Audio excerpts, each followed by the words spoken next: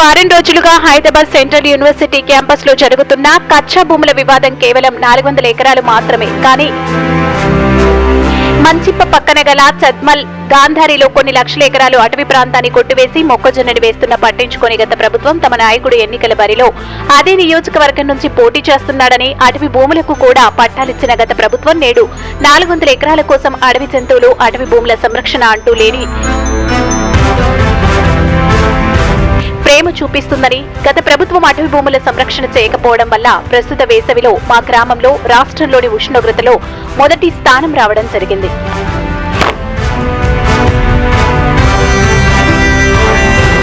నా పేరు రాజేష్, మాది నిజామాబాద్ జిల్లా.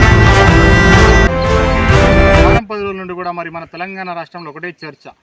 SCU 400 ఎకరాల గచ్చిబౌలి ల్యాండ్ గురించి మరి చర్చ జరుగుతుంది. మరందరూ కూడా విద్యార్థులు కానీ అక్కడ ఉన్నటువంటి మరి తెలంగాణ రాష్ట్ర ప్రజలందరూ కూడా యువతి యువకులు కూడా మరి వారి యొక్క ఆవేదన వ్యక్తం చేస్తున్నారు. అక్కడ ఉన్న చెట్లు నరకకండి, అక్కడ ఉన్న వన్యప్రాణులు మరి అవి చనిపోతున్నాయని చెప్పేసి బాధతో మరి అందరూ కూడా సోషల్ మీడియా కానీ ఫేస్బుక్లో కానీ స్టేటస్ కానీ వివిధ మాధ్యమాలలో వాళ్ళందరి యొక్క ఆవేదన వ్యక్తం చేస్తున్నారు. మరి రాష్ట్ర ప్రజలందరూ కూడా మరి యొక్క ముఖ్య విషయం మనం అందరం కూడా గమనించాలి.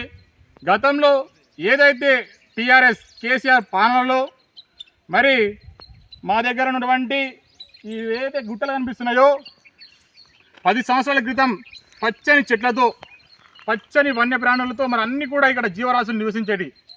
ఇలా ఏ ఒక్క చెట్టు కనిపిస్తలేదు.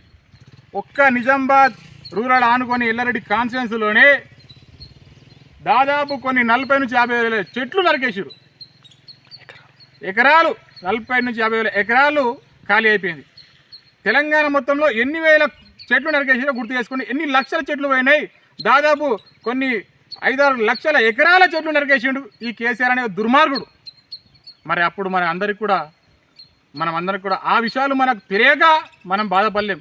ఇవాళ అక్కడ ఉన్నటువంటి పట్టా భూములు అక్కడ మరి ఐటీ హబ్ గానో యూనివర్సిటీ గానో తెలంగాణ రాష్ట్ర ముఖ్యమంత్రి మరి అసెంబ్లీలో చర్చించి అక్కడ కట్టి మనకు ఉపాధి కల్పిస్తుంటే మనం దాని మీద బాధపడుతున్నాం.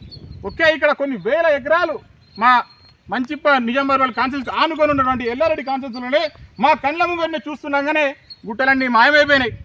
మరి దీనివల్ల మనకు ఎంత పెద్ద దెబ్బ పడుతుందో భవిష్యత్ తరంలో మన భవిష్యత్తు పిల్లలందరూ కూడా ఏ విధంగా నష్టపోతున్నారో అవన్నీ కూడా మనం గమనించుకోవాలి కదా.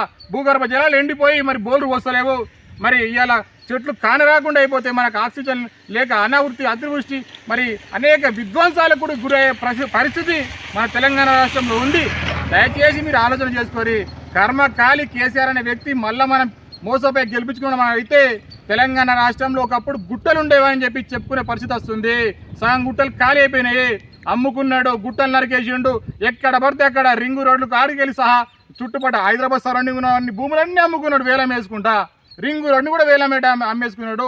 కమిషన్లకు ప్రాజెక్టులు అన్నీ కట్టేసి కమిషన్లు దండుకున్నాడు. అటువంటి టిల్లుగాడు వాడు కూడా మరి ప్రత్యేక దృష్టి పెట్టి తెలంగాణలో ప్రత్యేక అందరూ ఆల్ పార్టీస్ కమిటీ వేసుకొని ఇది మళ్ళీ పునరుద్ధరించాలి.